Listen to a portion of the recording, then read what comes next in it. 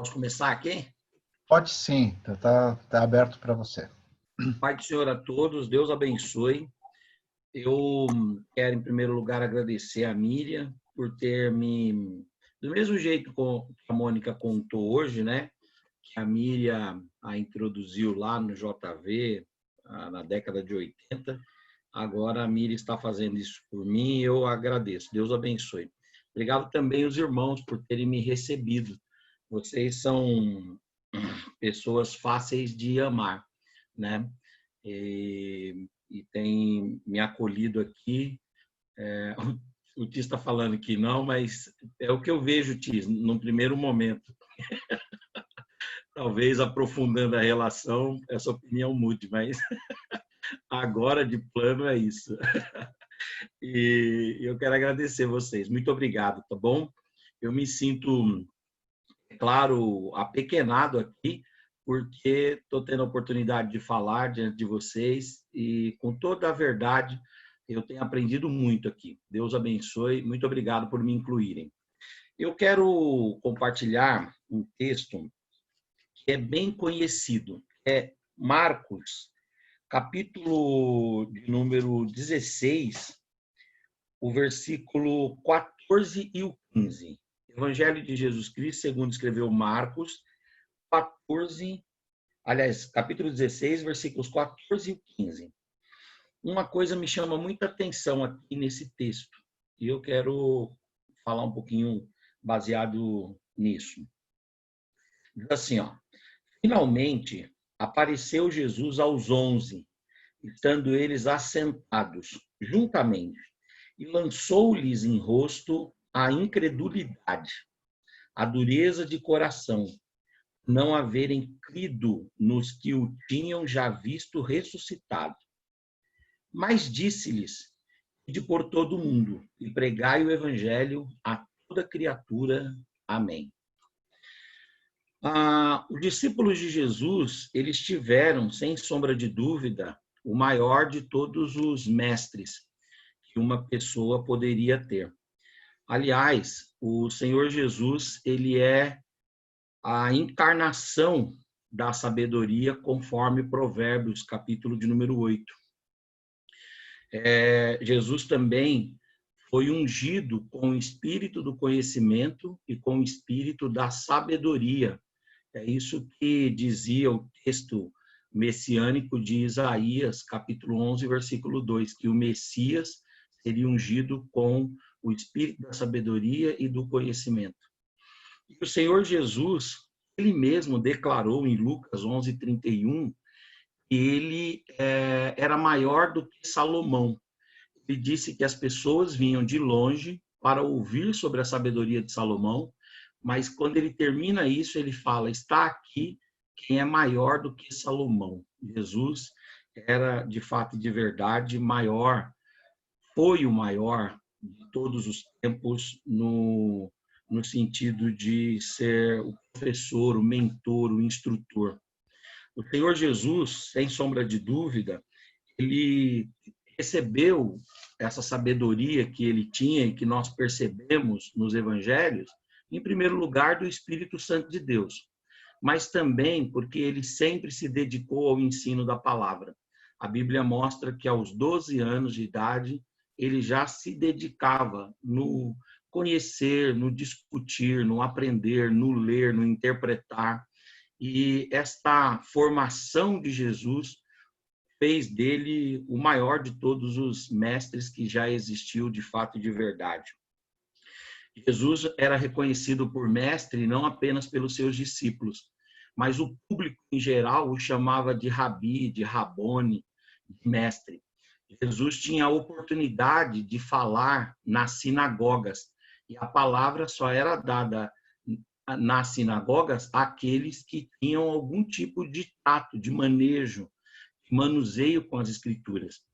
E Jesus, nós encontramos nos evangelhos várias situações em que Jesus tem a oportunidade de falar no próprio templo em Jerusalém. Isso significa dizer que Jesus, de fato e de verdade, era um mestre e o maior de todos os mestres. Tem um livro que eu gosto muito, chamado O Fundador do Cristianismo, do Charles Adod. E o Charles Adod, ele fala assim, que nós podemos conhecer Jesus a partir da narrativa dos evangelhos sobre as características da sua personalidade, as suas características humanas. Mas ele diz que a melhor forma de conhecermos Jesus é conhecê-lo através da sua mente. E aí ele diz que se nós quisermos conhecer Jesus, nós precisamos entender Jesus a partir dele como um mestre. E os discípulos tiveram essa dádiva, esse privilégio, ter o melhor e o maior de todos os mestres. Mas os discípulos não tiveram só o maior de todos os mestres. Eles tiveram também a melhor, mais apurada de todas as formações teóricas. Se nós lermos os evangelhos, nós vamos perceber que os discípulos receberam todo o arcabouço da teoria da fé, todo o arcabouço da teoria cristã, da mensagem, da filosofia, do ideário, da ideia cristã. Eles tiveram a oportunidade de aprender no sentido teórico com as interpretações que Jesus fazia. Jesus, ele sempre dava uma ressignificação aos textos, seja da lei, dos profetas, do Antigo Testamento. Ele sempre trazia uma releitura, o verdadeiro sentido e espírito do texto sagrado. E os discípulos tiveram a oportunidade de ver Jesus fazendo isso. Os discípulos aprenderam ainda no sentido teórico com as parábolas. Jesus contou 40 ou 42 parábolas e os discípulos estavam presentes quando ele contou estas parábolas.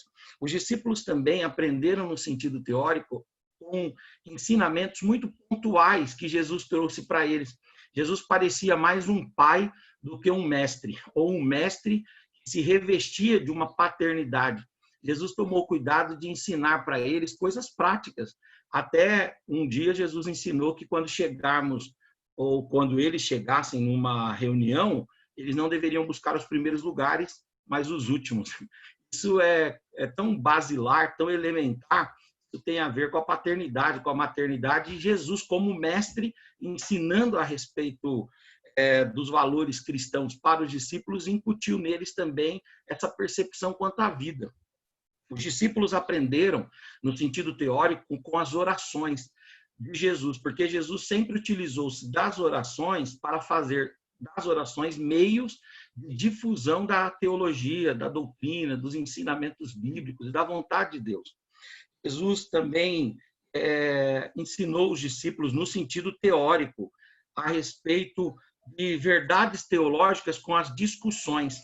Jesus nunca fugiu de um debate, mas ele sempre se utilizou do debate para trazer valores, para incutir preceitos, para trazer conhecimento sobre Deus, sobre o projeto de Deus, sobre a salvação, sobre as doutrinas e assim sucessivamente. Então, os discípulos aprenderam com Jesus no sentido teórico. Tiveram um melhor mestre, aprenderam no sentido teórico, mas aprenderam também na prática. Aprenderam na prática porque acompanharam Jesus e viram Jesus, andaram com Jesus, moraram com Jesus. Eles tinham uma intimidade prática tão grande com Jesus que eles eram capazes de entender como Jesus, de observar e de descrever como Jesus partiu o pão. Você só consegue dizer como uma pessoa parte o pão se você andar com ela, se você observar os trejeitos dela, as manias, os gostos e assim sucessivamente. O apóstolo São João diz que daquele que vimos, ouvimos, as nossas mãos tocaram, é deste que nós temos anunciado. Então, isso mostra que os discípulos tiveram aulas, tiveram lições práticas com Jesus, porque andaram com ele, porque viram Jesus fazendo obras extraordinárias, mas também porque Jesus, enquanto estava com os discípulos, algumas vezes separou esses discípulos de dois em dois e os mandou ir até aldeias, vilarejos, casas, para que eles pudessem praticar tudo aquilo que estavam ouvindo e recebendo de Jesus. Então, os discípulos tiveram o melhor mestre, tiveram um ensinamento teórico, tiveram um ensinamento prático, tiveram também uma formação extensa. Um curso que você pode fazer aí, por exemplo, o curso de Direito, são 6.600 horas. aulas, mais ou menos. Se você pegar, por exemplo, os discípulos andando com Jesus, 36 meses ou 42 meses, eles andaram com Jesus 30.000 horas. Não existe curso de formação que tenha 30.000 horas, onde as pessoas vão viver de forma imersa, de forma integral.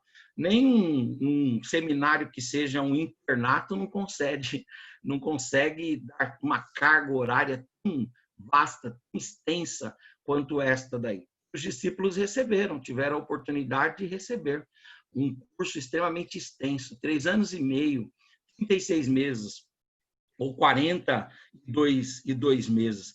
Você sabia que anualmente um aluno ele tem que estudar 200 dias letivos e ele tem que ter 800 horas aulas? Os discípulos tiveram, durante 3 anos apenas, 3 anos e pouquinho, eles tiveram 30.000 horas aulas. Eles tiveram o melhor professor, tiveram o melhor conteúdo teórico, o melhor conteúdo prático e o curso mais extenso. E aí, finalmente, chega nesse texto que nós lemos. É o momento da colação de grau, é o momento da diplomação, é o momento de Jesus entregar para eles o canudo, é o momento deles receberem sobre a cabeça o capelo, é o momento deles serem graduados.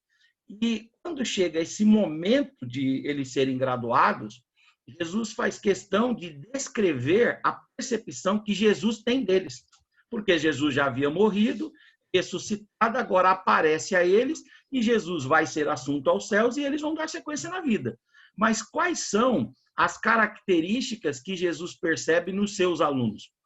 No momento de dar a diplomação, no momento de estabelecer a formação, no momento de entregar o canudo, o certificado. Qual é a imagem que Jesus lê? Como que Jesus os vê? O versículo 14 de Marcos 16 diz que quando chega este momento, a leitura que Jesus faz dos discípulos é, em primeiro lugar, que eles são incrédulos. Muito interessante esse texto, porque diz que Jesus finalmente apareceu aos 11, estando eles assentados juntamente, lançou-lhes em rosto a incredulidade. Quer dizer, eles tinham andado com o maior de todos os mestres, tinham tido toda uma carga teórica, prática, um curso extenso, tinham recebido do doador da vida, do autor da fé, do autor e consumador da fé, tinham visto milagres extraordinários, ensinamentos profundos, obras indizíveis. E quando termina esse curso, essa graduação, quando chega no momento da colação de grau, quando chega no momento deles receberem a diplomação, a constatação que Jesus faz é que eles são incrédulos. Eles são incrédulos, em primeiro lugar, em relação à ressurreição. Eles não creram na ressurreição. Eles são incrédulos quanto ao próprio Senhor Jesus, porque o próprio Senhor Jesus havia dito que morreria e ressuscitaria. Se eles não creem na ressurreição, logo eles não estão crendo não apenas no evento da ressurreição, mas eles não estão crendo no próprio Senhor.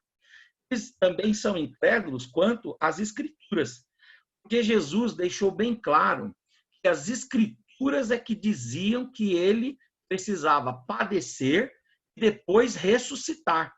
Se eles não estão crendo nesse processo, então eles não creem nas Escrituras, manejam as Escrituras, eles leem as Escrituras, meditam nas Escrituras, estudam sistematicamente as Escrituras, mas eles não têm fé ou não chegaram a esse nível de fé. E eles também estão incrédulos quanto ao próprio Deus, porque por algumas vezes o próprio Deus testemunhou a respeito da messianidade, da divindade, a respeito da dupla natureza do Senhor Jesus.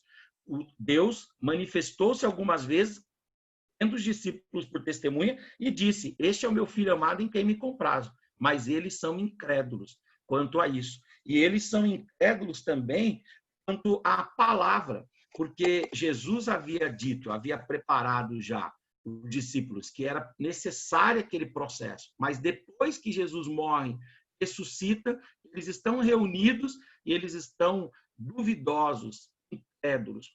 A incredulidade tem a ver com racionalismo, a incredulidade tem a ver com o materialismo, a incredulidade tem a ver com o apego àquilo que pode ser tateado, aquilo que pode ser percebido com a mente, aquilo que pode ser aquilatado com o intelecto humano, aquilo que pode ser sentido com os sentidos naturais. E os discípulos aqui, eles estão, depois do curso fé, incrédulos. Mas Jesus faz uma segunda constatação, eles não estão só incrédulos. O texto diz assim, ó, e lançou-lhes em rosto a incredulidade e a dureza de coração. Eles também estão duros no coração. A dureza de coração tem a ver, é um termo que é trabalhado do Gênesis ao Apocalipse. Praticamente, esse termo ele tem a ver com insensibilidade. Os discípulos, quando Jesus diz, vocês são duros de coração, quer dizer que vocês são insensíveis. Olha que ironia. Aqueles que andaram 42 meses com o mestre da sensibilidade, aqueles que andaram com o Senhor que lia o olhar, o semblante, o caminhar das pessoas, aqueles que andaram com o Senhor que interpretava o espírito das pessoas, interpretava o interior das pessoas, o tom de voz das pessoas, tamanha a sua profundidade, intensidade, eles, apesar de ter andado com Jesus, eram insensíveis. Além disso, eles eram errantes, porque uma pessoa dura de coração é uma pessoa que tem um coração errante. Uma pessoa que tem um coração capaz de ser perverso. Quando você estuda o que é a dureza de coração, é a disposição para a perversidade. A dureza de coração tem a ver com um coração desobediente, tem a ver com um coração não servil e tem a ver com um coração enganado. Os discípulos, eles, depois de ter vivido com Jesus tanto tempo, eles têm dureza de coração. Eles não se dobram, eles não se inclinam, eles não se humilham, eles não se disponibilizam e se rendem integralmente ao Senhor. Eles têm essa marca, dureza de coração. Em terceiro lugar, Jesus constata uma outra coisa aqui. No momento da graduação, no momento da colação de grau, os alunos de Jesus, aqueles que foram catequizados, usar essa palavra aqui, mas entendam essa palavra no termo correto, aqueles que foram catequizados, aqueles que foram ensinados por Jesus, eles são incrédulos, duros de coração, são preconceituosos. O texto diz que eles não haviam ido naqueles que já tinham anunciado a eles que Jesus havia ressuscitado. Quem é que tinha anunciado aos discípulos que Jesus tinha ressuscitado? Maria Madalena, que foi a pessoa que viu Jesus ressuscitado. Aqui nesse texto, eles não estão tendo exatamente na Maria Madalena. Eles não estão tendo na Maria Madalena, talvez, por ser mulher. O testemunho de uma mulher naquele tempo era um testemunho pouco valorizado. E eles também talvez não creem nela por causa do histórico dela. A Bíblia fala que era uma mulher aflita da qual Jesus expulsara 7 demônios. Essa ideia de 7 pode significar uma quantidade incontável, né? Quer dizer, ela tinha uma perturbação que não dá para ser mensurada na sua vida. E aí, então, os discípulos tinham, até em certo aspecto, poderiam tê-la, até em certo aspecto, como uma pessoa que não era digna de credibilidade, de confiança e assim sucessivamente. E eles, então, são extremamente preconceituosos.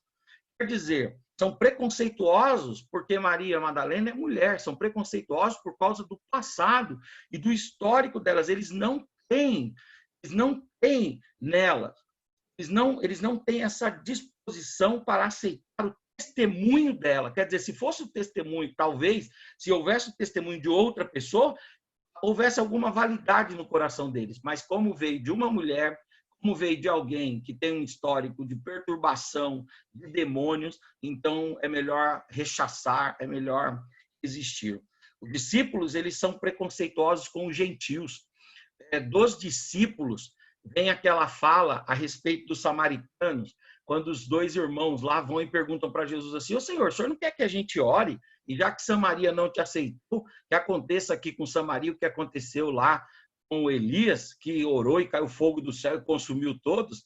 E aí Jesus vem e diz: não, de modo nenhum, calma, né? Então eles são preconceituosos com os gentios, eles são preconceituosos com as crianças. Os discípulos, eles são resistidos no Evangelho de Mateus por Jesus, porque eles não deixam as crianças se aproximarem de Jesus. Jesus precisa ter pulso firme e dizer assim: deixem as crianças virem a mim, porque delas é o reino dos céus. Eles são preconceituosos com pecadores. Eles têm um preconceito neles, né? Preconceito étnico, preconceito socioeconômico. Um dia, Pedro perguntou para Jesus, isso está lá em Mateus capítulo 18, Pedro perguntou para Jesus,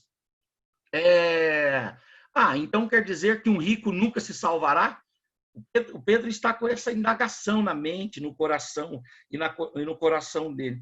Então, os discípulos, depois de ter o melhor mestre, o curso teórico mais profundo, o melhor curso prático, depois de terem o curso mais extenso, na hora da graduação, eles são incrédulos, duros de coração e eles são preconceituosos. Eu vou dizer uma coisa para os irmãos: se eu sou o reitor dessa faculdade, eu não dou o diploma, eu dou uma ficha de inscrição. Por quê?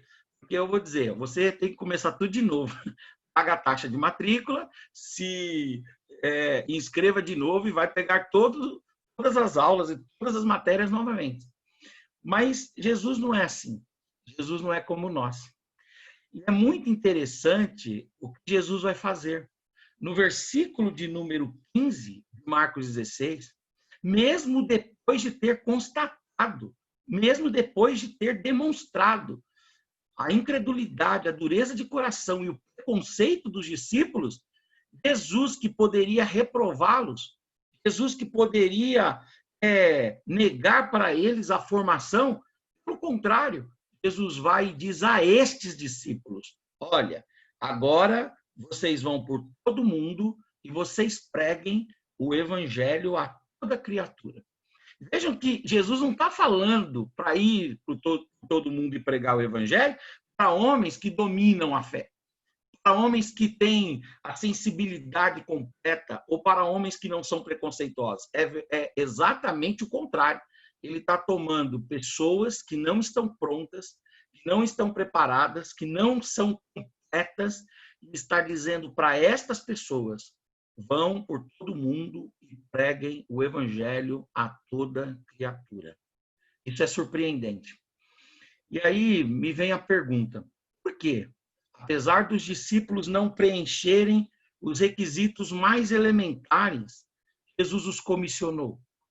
Por que Jesus, apesar dos discípulos não estarem prontos na nossa visão, no nosso entendimento, por que apesar de os discípulos não preencherem todo o requisito, Jesus diz para estes discípulos, Jesus diz para eles: olha, vão por todo mundo e preguem o evangelho a toda criatura, e quem crer e for batizado será salvo.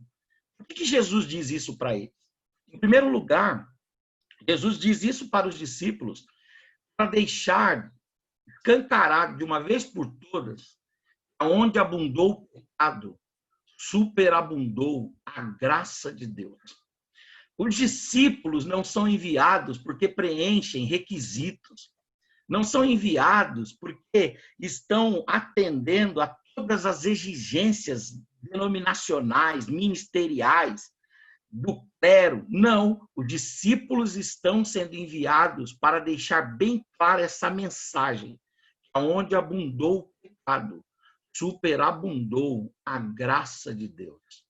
Nós não somos enviados, nós não somos comissionados, nós não somos utilizados por Deus porque preenchemos todos os requisitos. Aliás, se nós olharmos para a nossa vida mesmo, talvez a gente pratique coisas até piores destas do que os discípulos aqui praticavam.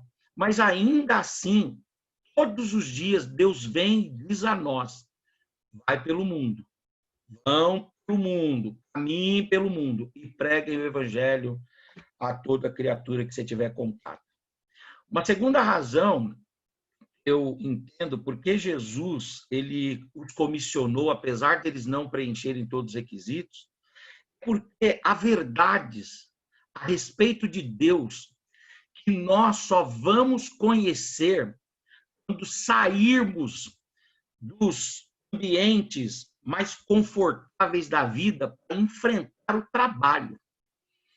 Dimensões da relação com Deus, há dimensões da intimidade com Deus que não é possível ser conhecidas, não é possível que essas dimensões sejam acessadas sem que nós caminhemos com o Senhor, sem que nós andemos com o Senhor, sem que nós militemos a causa de Cristo, sem que nós estejamos fazendo aquilo que deve ser feito.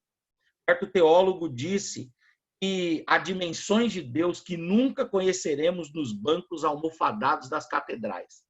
Eu gosto muito desse pensamento. E esse pensamento tem a ver com isso.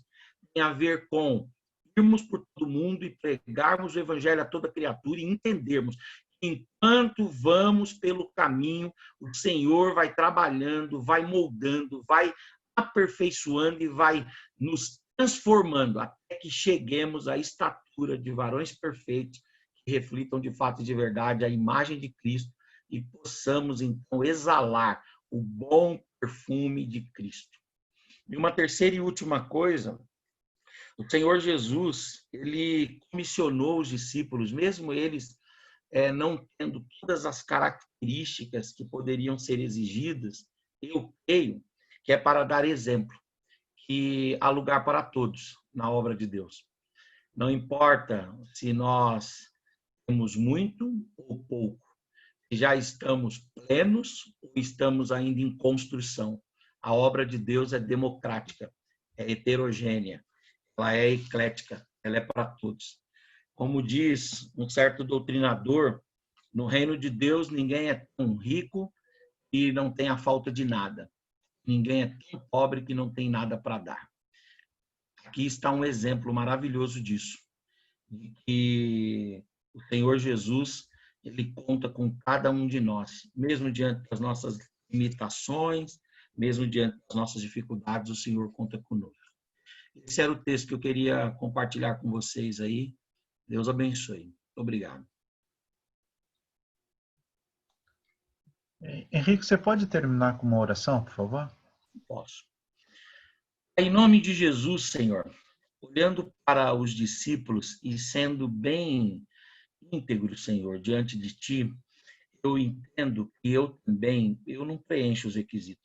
Aliás, Pai, quando eu olho para aquela lista paulina a respeito de quem é o ideal do vocacionado, Senhor, eu vejo como eu sou faltoso. E eu só posso ser útil na sua obra, eu só posso servir de algum modo, porque, de fato e de verdade, aonde abundou o pecado, superabundou a graça de Deus.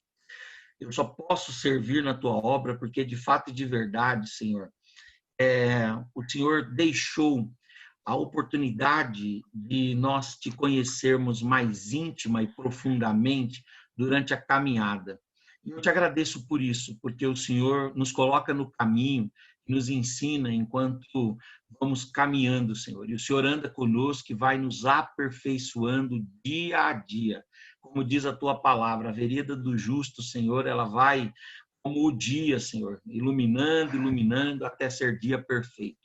Faça isso em nós, Senhor. Complete essa obra plena em nós para a honra e glória do teu nome.